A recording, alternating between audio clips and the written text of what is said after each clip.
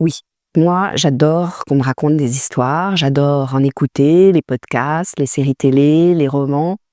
J'adore aussi que quand je rencontre un auteur, il ait une histoire à me raconter.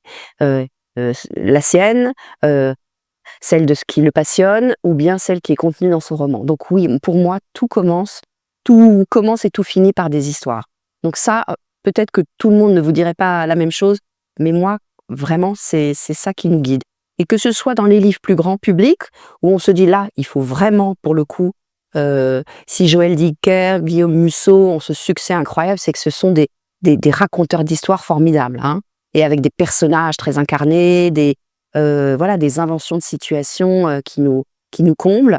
Mais chez les auteurs plus littéraires, où on pourrait penser que, seul suffit le style, l'écriture, moi je sais que je vais aussi chercher une histoire. Alors elle n'est peut-être pas racontée à la façon des grands storytellers dont on parlait, mais oui, c'est ce que je vais qu'est-ce que tu as à me dire?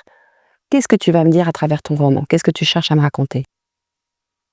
Moi je crois que les histoires, ça sert à grandir, ça sert à beaucoup de choses. Ça sert à s'évader, ça sert à comprendre. Parfois je me dis que j'ai l'impression et j'espère avoir une approche ou une sensibilité psychologique pas trop mal, mais je pense que j'ai appris, presque tout ce que je sais des romans.